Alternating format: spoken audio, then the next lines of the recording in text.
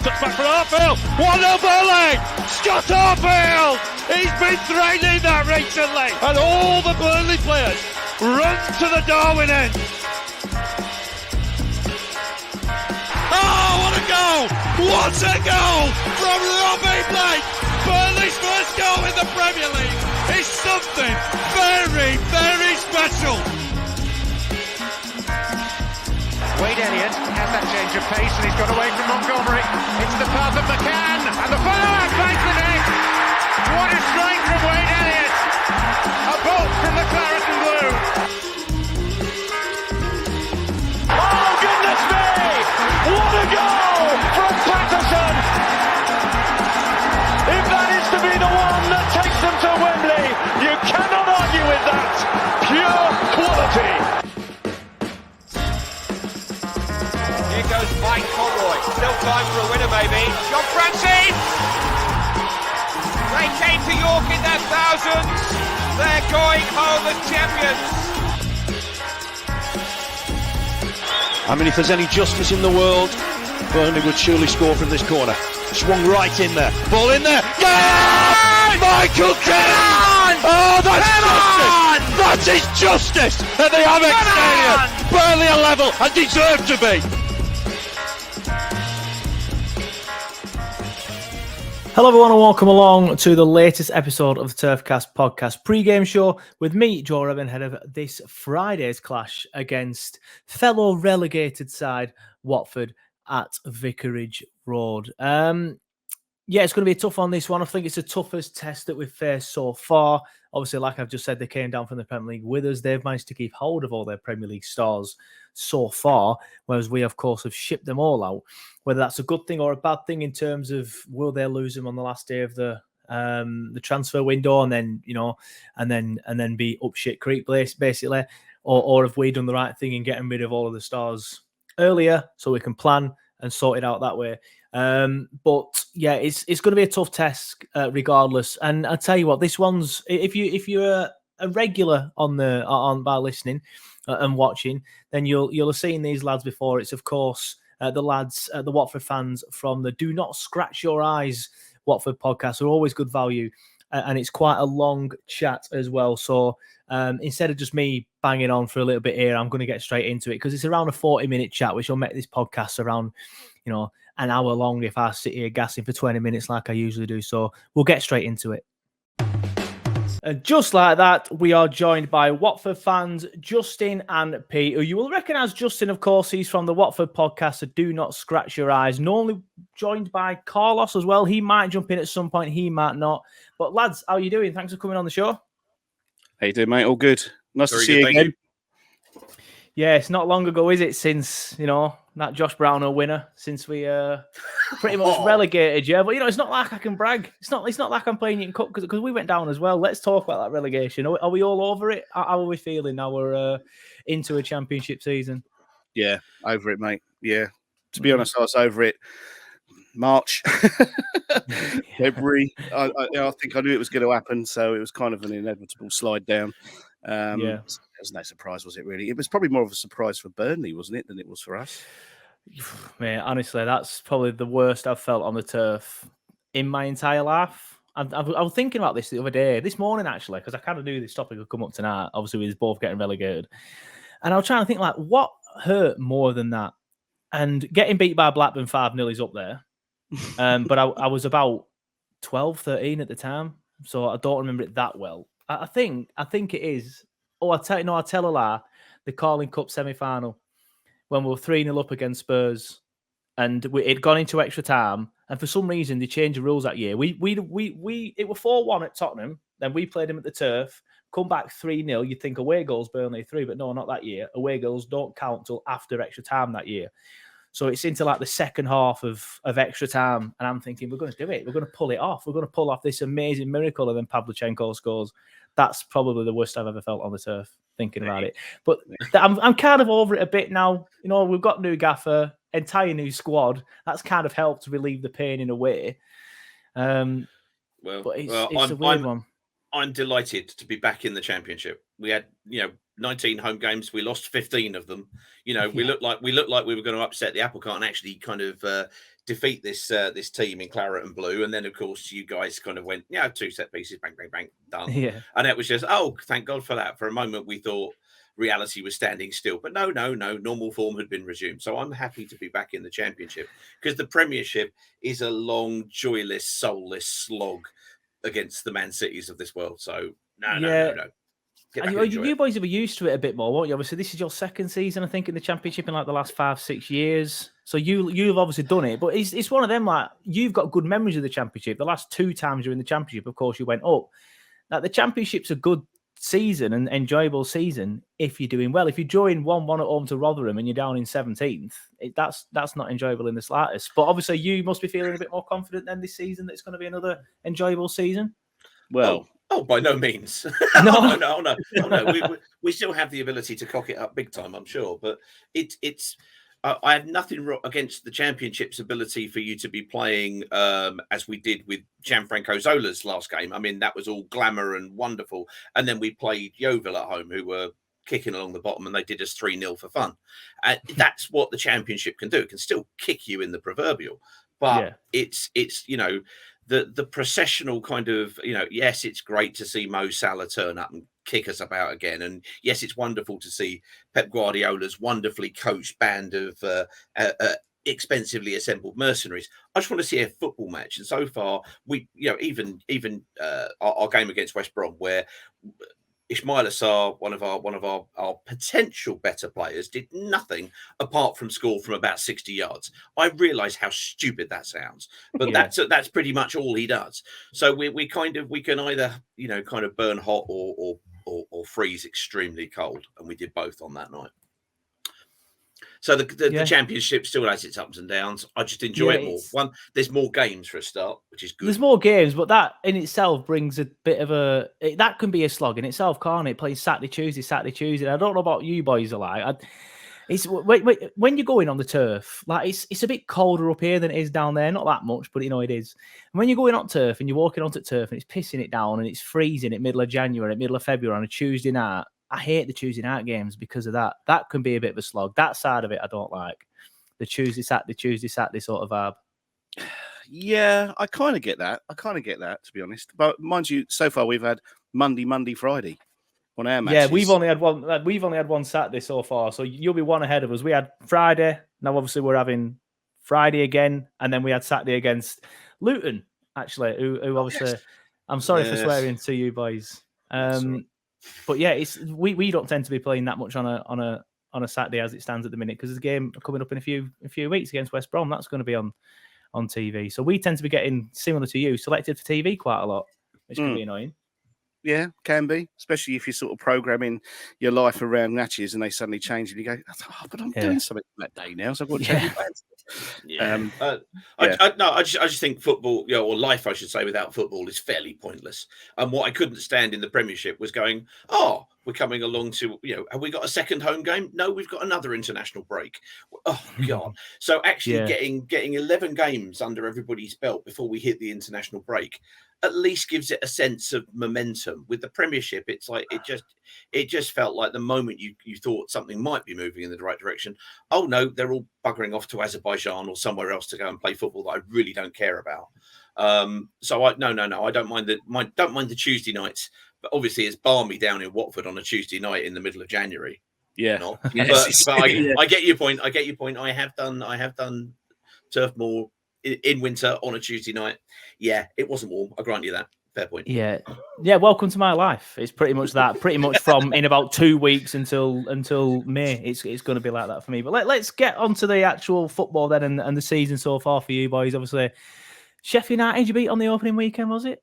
Yep. Yeah.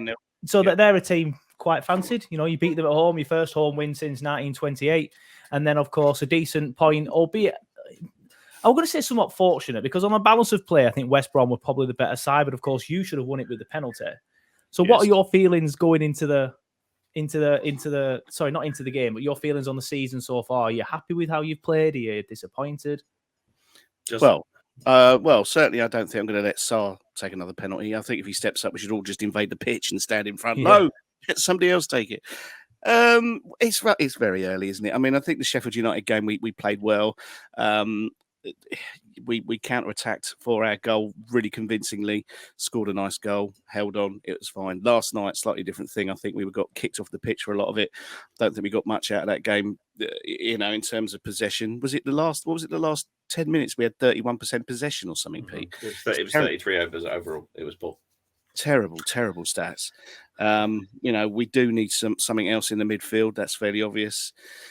We do need to start getting Hassan Kamara on the other side, onto the left, and get that new guy. Who's that? What's the name of that new guy? Begins with G. Gaspar on the right hand side, wing back, and just try and play a bit better than we did, because that was poor last night. And when he missed that penalty, I think it was a fair result, 1-1 in the end. I think if we'd have won that, it would have been on Crime Watch, to be honest, because we would have got away with murder. So, yeah, it's very early at the moment. Obviously, are we going to keep Dennis and Sarr? Who knows? I mean, they could be off. I read today. Fingers crossed you sell them before Friday, obviously. No, no, I want to keep them before. The problem is we've been expecting to sell them, and our transfer activity has been fairly meagre. Although we have bought in a couple of forwards, they're nothing to really shout about, seemingly. And in pre-season, we weren't kind of getting any goals. And then suddenly it looked like we weren't selling them. They were brought back into the pre-season kind of mix, and suddenly we started scoring in pre-season, and they're there. The problem with both Dennis and Sarr, but especially Sarr, is, and we describe him all the time on the pod, as he is a player of moments. He's not going to take a penalty again unless we put the penalty spot somewhere near the halfway line. Then he might give it a go. This is what he is. He can do the ridiculous beautifully, and then he can do the mundane, like go and kick the ball from 12 yards, and he looks like that kid that you'd pick last. So he's one of those. Dennis can create something out of nothing, but he also had half a season where he seemed to kind of lose his way a little bit. I mean, he was on fire for the first half, and we thought we're never going to keep him in January. We did, but we also didn't let him go to the AFCON. So it was like, oh, God's sake, So it'll be really interesting to see whether or not those players have those moments and can spark something on Friday against you guys. Because there's every chance they could turn it on. There's every chance they could not turn up. Yeah. Well, fingers crossed for us. Obviously it's the latter. And I'm pleased to announce, by the way, that we do have a fourth guest. Here he is. Carlos, he's joined us. How you doing, mate? You all right? Good evening. Sorry, many IT issues this evening. IT issues. Always fashionably late, is Carlos. Yeah, it's better late than never. Yeah. So just obviously we'll just end Carlos chatting about Sarr and Dennis in your front three and how good they are and stuff. But I just want to ask the group as well now. Is obviously I said, in an ideal world, they wouldn't be playing. Obviously, for us, you three, you'll obviously want them to play. Is there any news at the minute that they could be gone before Friday, or should we just prepare to get absolutely, I'm going to say bullied by this front three, but we'll see what happens. I mean, you saw the goal yesterday that Sarr scored, and then on the other hand, missed a penalty. So he'll definitely be playing on Friday after that. No, I don't think so. I think if they're going to go, it'll go towards the end of the transfer window. So unfortunately, I think you'll be facing those front three. Yeah, it's. I think we might get some joy in the middle against you, but we'll discuss about that in a minute. My worry is our back line is quite inexperienced. Obviously we've lost Tarke, we've lost Collins, we've lost Ben Mee. I don't know if it was one of you boys actually that said to me on the podcast towards the end last year. I was saying, if we keep Collins in Championship, it'll be right anyway, because he's not played much, so nobody's going to want him. And one of you lot said, well, we thought that a few years ago with so-and-so, ended up playing a few times because someone got injured, and then we sold him. That's exactly what happened with Collins. So we've lost quite a lot of experience. Obviously, Pope is gone as well. So do you think you can get some joy against our inexperienced defence? Luton, for example, that they got some joy just by pumping the ball long and pumping it into the box? Well, we might do that because midfield is pretty ineffective at the moment. So that might be a tactic that we employ. Just bypass them completely and do long passes. Yeah. I don't know. It's hard to say. It's still very new, isn't it? It's still a very new season. They're under a new manager. Although a lot of that team was the Championship team last time we were in the Championship. I was sort of looking through all of that players team last night. Huh? All of the team last night were here last season. So and a lot of them played in the Championship the season before. Oh, yeah, that's true. And these come back. Yeah. So So yeah, I mean, it is hard to tell really. I'm still not quite sure what Rob's tactics are, because if they were tactics last night, they're horribly wrong, and he needs to rethink them. So yeah, I think going forward we look all right. So yeah, your back should be worried. Yeah. I think if you flood the midfield against us, you'll have a heyday. That's our. Yeah, that's the one. I think that's what we've got. That's what we've been doing so far. We've been playing the likes of Cullen and Cork and Brownhill, and then Bastien or somebody like that, and he's one of the new lads. Obviously, Cullen is as well. So I do think there'll be 4 people in there. So I do think we might get some joy against that. And I was pretty worried about this game. I still am, because I think you'll get a lot of joy with your front three against our inexperienced back line. But when I saw how leggy your midfield was last night, especially towards the end, I thought we might get some joy here. I still think it'll be tough for us to get a result like we did last season. But what are you boys thinking then in terms of midfield? Obviously, Pete, you mentioned if we flood the midfield, we might get some joy. That it looks like it's going to be the way that we're going to play this season. I think you're underestimating how leggy we looked at the start of the game as well as at the end. If there's one thing we bring, it's consistent legginess into midfield. No, it's the reason I mentioned about the fact that this team, the starting 11, we're all there. We haven't brought anybody in. There is no freshness to it. All of these guys are, to use one of the people who calls into us, tainted with this relegation. And last year we had a glass chin. Now we suddenly look a bit more robust from set pieces, which, cliches aside, kind of hopefully bears us in good stead against you guys, because it's been our Achilles heel in terms of defensive midfield. Where we have scored our 2 goals in the season so far have been a massively fast breakaway. If you push up on set pieces, Sheffield United conceded from a corner, and we have got some rapid fellas up front. Yes, they're good, but they're also incredibly quick. But also then a 60-yard, miracle goal. There is very little consistent, that's how we play thus far. We need to really get into that. But if you flood the midfield, unless we do some changing from last night, then I don't think we'll have a foundation to really unleash those 3 up front. Yeah, fair assessment, lads, do you think? Yeah, I think so. Who's that guy you got? Matson, is it? From Chelsea. On loan from Chelsea, the left winger. He looks good. Pretty good, doesn't he? He does. I was watching the highlights of your game, funny enough, against them, and I thought he looked pretty good. That Matson, actually, he looked quite tidy. Yeah, he got man of the match. Oh, did he? Yeah. I think it's going to be an interesting game as well, because Burnley, let's not forget, I mean, they've played a typical way for so long under Sean Dyche, so that there's a whole new culture there as well. Under Vincent Kompany now, and I think we're similar in the fact that we've changed managers left, right, and centre, and we're now trying to find this whatever we are, our identity, as it's called. So I think on paper, I think Burnley are the stronger side actually going into this.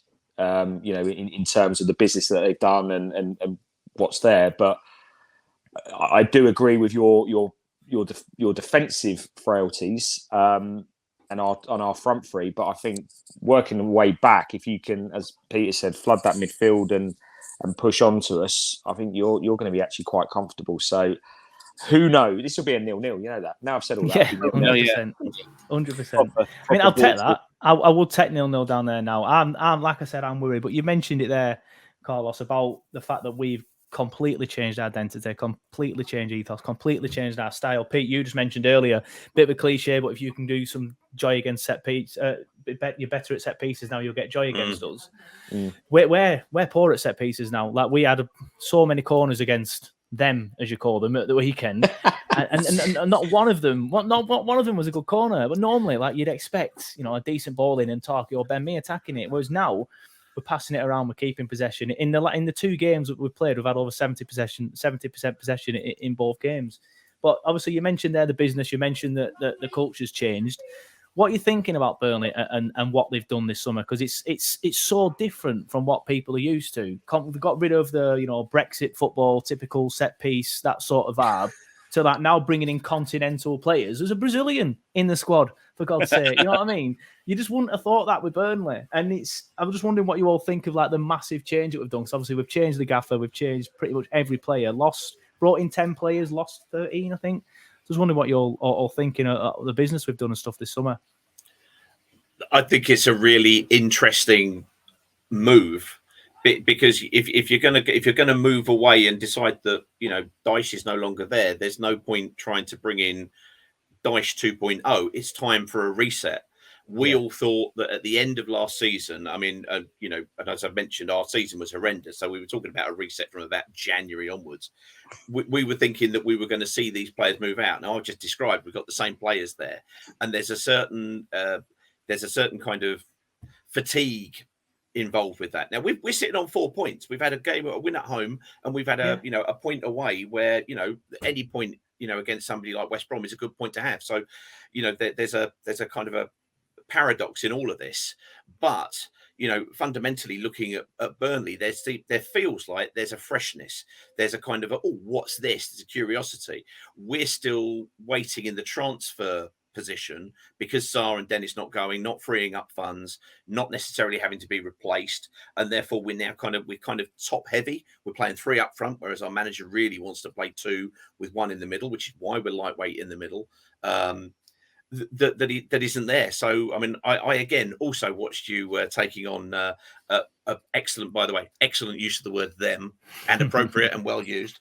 And it felt like the guys on the in the stands were kind of, okay, what is this? Where is this going? And you've got to have that freshness. If you're going to come down to the Championship, you might as well do something different rather than just kind of repeat the same old. And I think that's what a lot of us would like to see. But as I say, we're still on 4 points. Yeah, we were linked with Chris Wilder quite a lot, and that would have been just Dash 2.0, wouldn't it? So it's good to see us going a completely different direction. Obviously, you've mentioned as well the fact that you're trying to sell, or you've tried to get rid of, Dennis and Sarr, and you haven't been able to yet, and now they've kind of been brought back in, just shoehorned back in. All right, it's worked. But obviously, what do you think about the way that Burnley have got rid of, all right, Tarky's contract went out, and so did Ben Mee's contract, but Collins has been sold, Pope has been sold, Corney has been sold. They've done it early. It's hurt, to see these players leave and be unveiled. But, they've done it early, and we've been able to bring other players in. Do you think, wish maybe you'd have done that with Dennis and Sarr, or are you glad you kept them? I said this. Sorry, go on. I was going to say, I think we wanted to. It's just that we haven't found a suitable buyer for either of them. I don't think we're keeping them because we want to keep them. I just think it's the price tag's been too high, or whatever, or the move hasn't been right. I think, they could go any moment up until the transfer window, and same thing in January.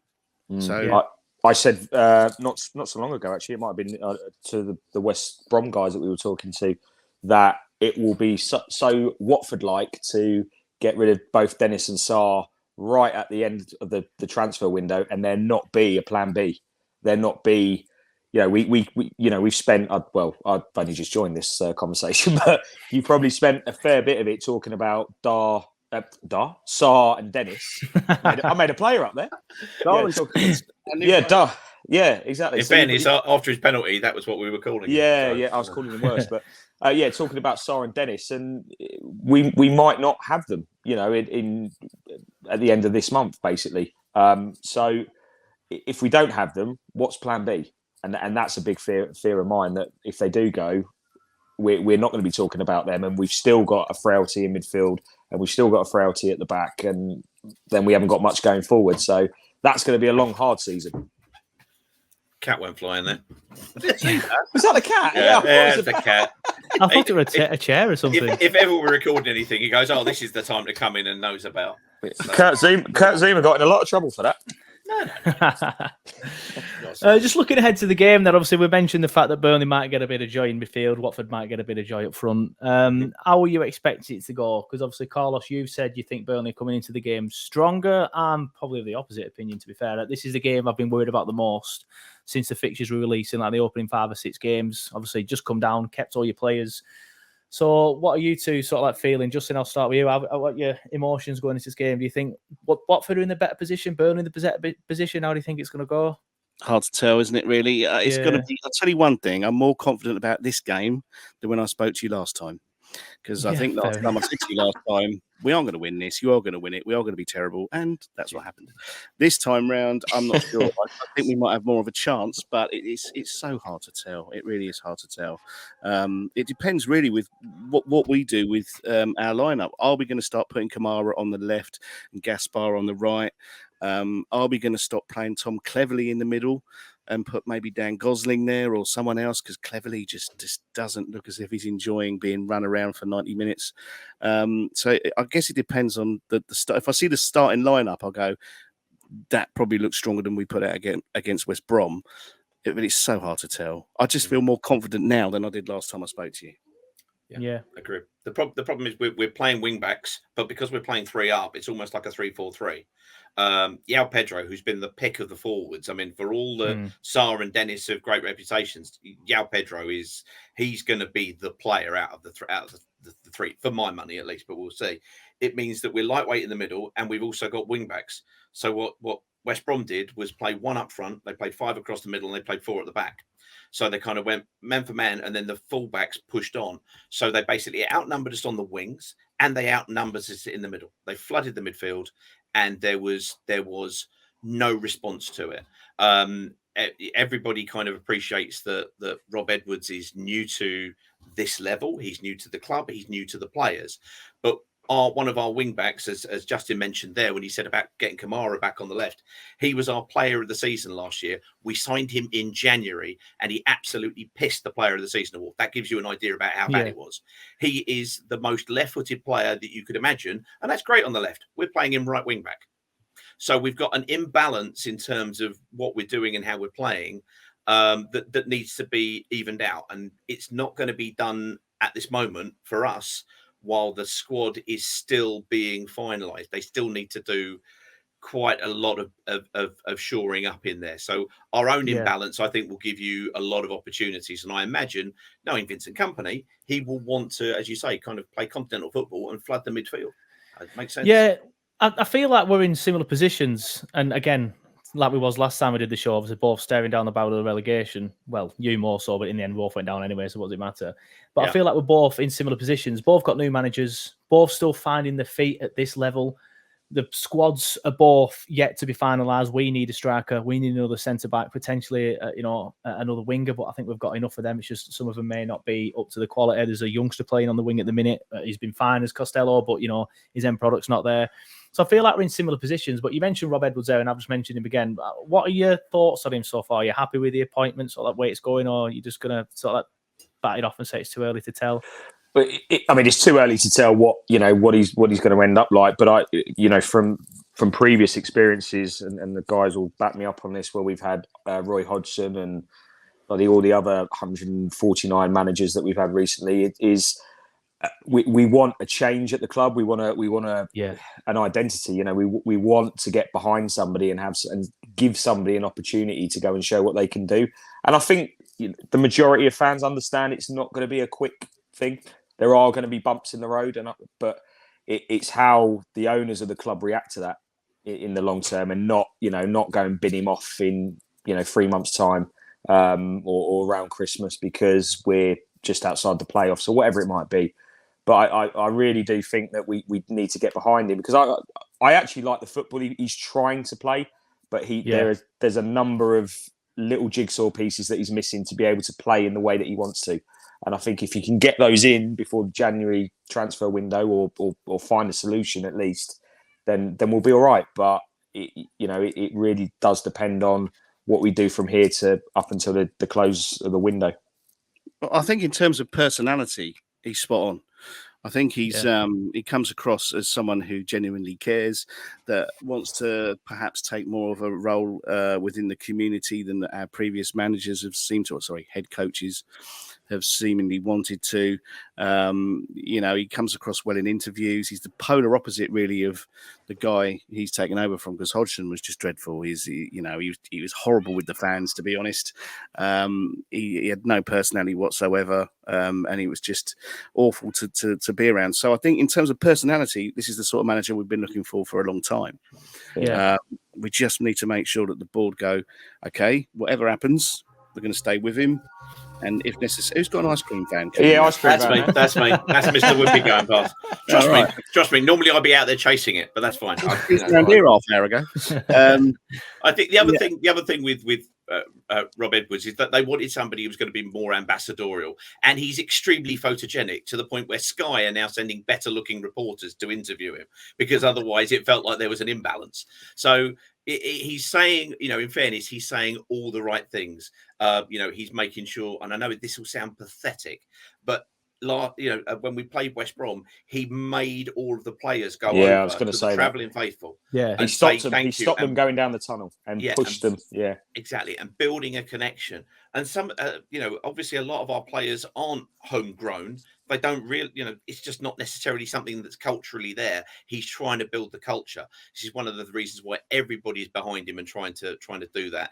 And obviously, for a club that its modern version of the club has been built on the back of Graham Taylor, who, when he came to us, was a young manager who'd only recently won the 4th tier.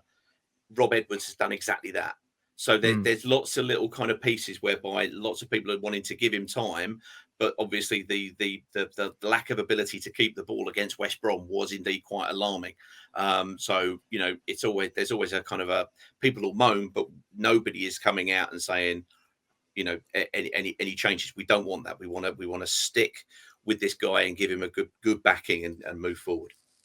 Yeah, it'll be interesting to see how long you do give him. I think it is about time that the Watford board gave a manager, a bit of time. I think we've spoken about it every time I've get you to on the show. But why do you keep sacking your managers and stuff like that? But it would be interesting to see you stick by a manager. But it's been a good chat. I want to get some predictions. But firstly, I just want to say, I don't think you've intentionally done this, but you did this last time. I've left this chat feeling a bit more confident, but you're not welcome. overly You're confident. welcome. Yeah. Because and in the 87th minute, you understood why. Yeah, I did. Last time when Justin was saying you will win, I'm like, I don't know, mate. We've been dreadful. And you're like, you'll win. I promise you, you'll win. And afterwards, I'm like, yeah, you were right, to be fair. But obviously, you mentioned there you've got issues with the midfield. You mentioned there you struggle to keep the ball against West Brom. We are a team that so far, like I said, has had 70% possession in both of our games. So we could end up doing that, but then you could break as easily. So I do still think it'd be a bit too much to win the game for us. I'm going to predict 1-1. Let's go round and get some predictions for the game. Justin, I'll start with you. What are you thinking? Well, I'd like to think we're going to get a home win. So I'll go for 1-0 home win. Based on just based on, I think that we might score a goal and be defensively minded enough to not let you, but who knows? Yeah, I mean it's opened up all the way around. I called a draw yesterday, for the West Brom game, and it was. I'm going to go for a draw again. I think you looked more cohesive, especially in the second half against them. Yeah. Than we did, and I think we've got we've got Tom Cleverley in the middle. We need to swap him out because he cannot play 3 games in a 14-day period for us. So I'll go with the draw. 2-2. Yeah. Oh, 2-2. Bloody hell. No, I'm gonna go 1-1. I'm gonna agree with you. I think I think after watching that West Brom game yesterday and how they flooded that midfield and we were giving possession away left, right, and centre, I can pretty much put money on the fact you'll do the same to us again. So yeah, I'd be happy actually with a draw. I'd take a draw. Yeah, I'd take a draw right now. Should we just call it quits and take a draw and call it quits? I'm happy with that. Point yeah. each. Yeah, don't even bother coming down. Yeah. Can you imagine how much we're saving in petrol? I mean, this is exactly. The 250, no, I'm going to say 250 quid. It's 222 miles from the turf to Vicarage Road. I checked earlier. So it's it's 444 mile round trip. That's a joke for a Friday night. Are you coming, are you? No, because of that reason. Far too far for a Friday night. Yeah. Honestly, I was going to go. I haven't been to Vicarage Road since a long time ago. Last time I went to Vicarage Road, who were it who scored against us? Marlon King? Oh, wow. He scored against us. That's how long ago it was. It's changed a lot since then. Yeah, it's a nice bit now. The first game I took my lad to, who's now 17. He was tiny at the time, and it was played over Easter, and it was a 3-3. I think Scott Armfield scored the equaliser for you guys in the last minute. And there was one of your travelling faithful was resplendently dressed for Easter as Jesus with full robes, hair, beard, and cross. I mean, he went full on. And my son was like going, Oh, so he just expected for about 3 years every time we play Burnley for Jesus to appear in the away end. So Jesus is a Burnley fan. There you go. You heard it here first. There you go. Yeah. There you go. I still remember Speaking of- that. I still remember a video of a guy. I think he was in like one of those, the old like little scooters. He's an old guy, and he was coming past the Burnley stadium, and the reporter goes up to him and says, "Oh yeah, it yeah. was how you it. fit? Yeah, I'm bloody awful." And then he just the story behind that is it was the middle of COVID. That's why I think the old guy or the reporter had a mask on. But they just released a survey, sort of like saying this is the happiest time of year or something like that, or this is the Northwest is the happiest area in the country. And he went, "Are you happy?" No, I'm not. Bloody pubs are shut. Yeah, it's bloody awful. pubs are shut. It's awful. It's just off he went. Toddled off. Yeah, love it. Yeah. That were funny. That were funny. Speaking of predictions, though, obviously it's still quite early in the season, so I'm getting a lot of people to predict who they think is going to go up and who they think is going to go down, and where their own club they think is going to finish as well. Because it's one of them, isn't it? We're in a similar position to you. It's all up in the air. I am still pretty confident we'll be top 6 minimum, but it's early. It's early, and if we finish 10th, I won't be like overly shocked. So we'll do the predictions. We'll go the opposite way. So, Pete, you're second again, so nothing's changed for you. But Carlos, you're first. Story of my life, mate. Second, nothing changes. For Watford, top 6, I think is a must. Especially if we're able to keep hold of who we've already mentioned, Dennis and Sarr. Dar. Yeah. So, top 6 for us. Who's going to go up? God, it's a tough one this year, isn't it? That is a tough one. I think Sheffield United will be up there. I don't think I was at the West Brom game. I don't think many teams will beat West Brom at home this season.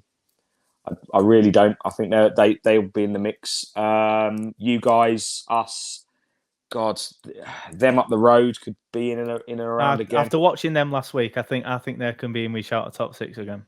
Footballing side, aren't they? Unfortunately, it's really annoying. It's really annoying. I don't want to meet them in a playoff final. That is my at Wembley. I was just thinking then it could be us two in the play. We could be doing a pre-game show before the playoff final in the middle of May. I wouldn't fancy that. That'd be all right. I don't mind Burnley. Yeah, not them at Wembley. My God, Wembley won't be there afterwards. No. And going down, I think the teams that have come up, Rotherham, I think will probably struggle. I've got a sneaky suspicion. Who else is down there? Who else come up? I'm trying to bloody think now. Sunderland. What?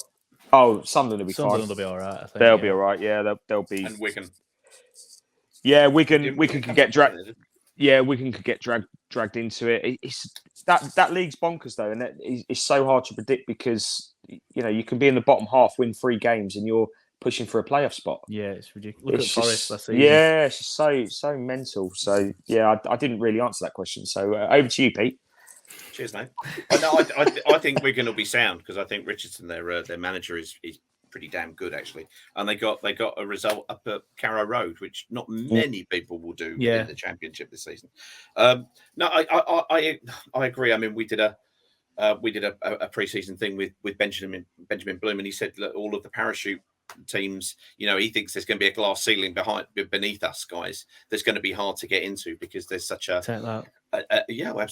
There's such a difference in kind of the resources. The problem is, and I've already said, I love being in the Championship because every game is potentially winnable, potentially embarrassing, but it's not. It's just not facing the horde from Manchester United, City, or Liverpool. I nearly said United, but that was many years ago. Yeah, 10 years ago. Whereas now it's there. So there's always a team who will come through and be potentially stronger than you might suspect, and the blue and white halves near you might do something this season. Come on, don't do that to me. I'm just saying. I won't tell you who they are, but only team in the Championship with 2 wins. Yeah.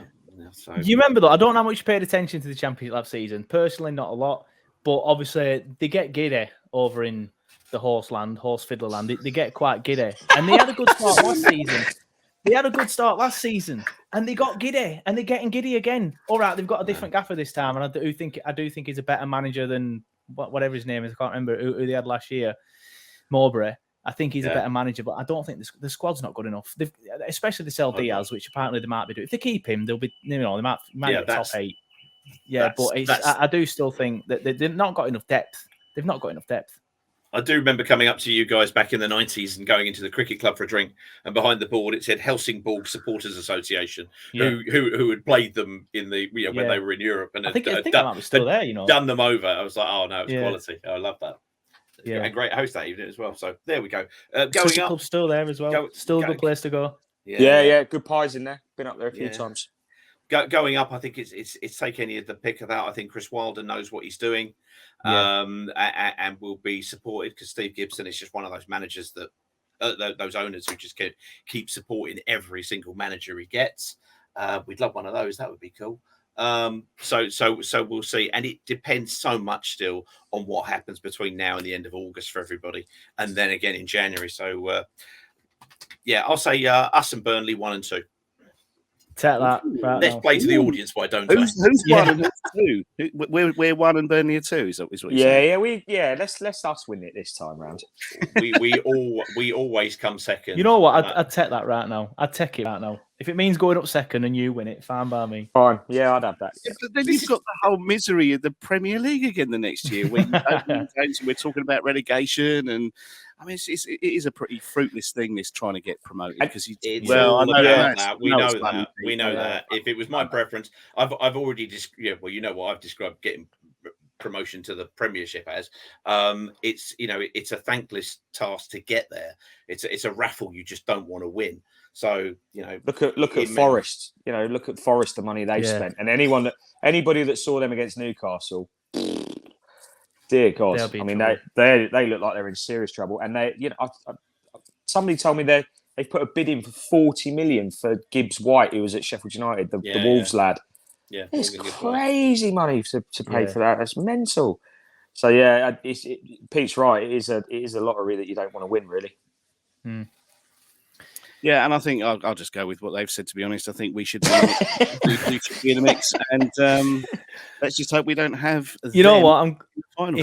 I'm glad you've done that, because we're pushing 40 minutes now. And that's for the actual interview itself, that's good. That, like I said, I think I predicted at the start of the season, Sheffield United and Middlesbrough, but then I've not been overly impressed with them at the start. Obviously, Sheffield United lost at your place. Middlesbrough lost against QPR.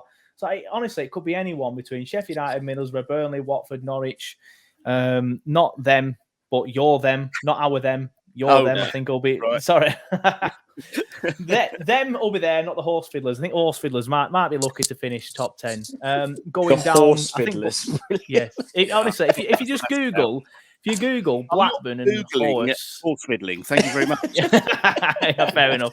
Just don't do it when you're at work. Yeah. And going down, Carl's got history with horses, so don't worry about that. That's fine. Yeah, that's true. Yeah. And going down, I think Blackpool will go down. Reading and Reading. Yeah, Reading. Yeah, they're in big trouble. Good call. Yeah, I changed mine. Reading. Yeah, they're going down. What makes you think that Paul Ince managed Reading will be going down? Oh no, I see what you've done there. I mean, let's face it, he is to football management what I am to dieting, so come on. Oh, brilliant. Oh, thank you for coming on, lads. It's been a pleasure. Just before we do wrap it all up, Justin, I'll let you do the honours. Where can everybody find your podcast? Find you on socials, find you on YouTube, that sort of thing? Podcast anywhere you can get a podcast. We're there at DNSYE_podcast, and I think that's probably the same for Twitter and Instagram. I think we're just DNSYE on Facebook. Give us a follow, give us a like. We normally follow back or like back. We're quite good like that. So yeah, and obviously if you see us around the ground, come and say hello, because we're quite friendly, really. Definitely. Thanks for coming on, Justin, Carlos, Pete. It's been a pleasure. And we'll see you later in the season. Touch back for Arfield. 1-0 Burnley. Scott Arfield. He's been training that recently. And all the Burnley players run to the Darwin end. Oh, what a goal. What a goal from Robbie Blake. Burnley's first goal in the Premier League is something very, very special. Wade Elliott Elliott has that change of pace and he's got away from Montgomery. It's the path of McCann and the follow-up finds the net. What a strike from Wayne Elliott! A bolt from the claret and blue. Oh goodness me! What a goal from Patterson! If that is to be the one that takes them to Wembley, you cannot argue with that. Pure quality. Here goes Mike Conroy. Still time for a winner, maybe. John Francis! They came to York in their thousands. They're going home as champions. I mean, if there's any justice in the world, Burnley would surely score from this corner. Swung right in there. Ball in there. Yeah! Michael Cannon! Oh, that's justice! That is justice at the Amex Stadium. Burnley are level and deserve to be.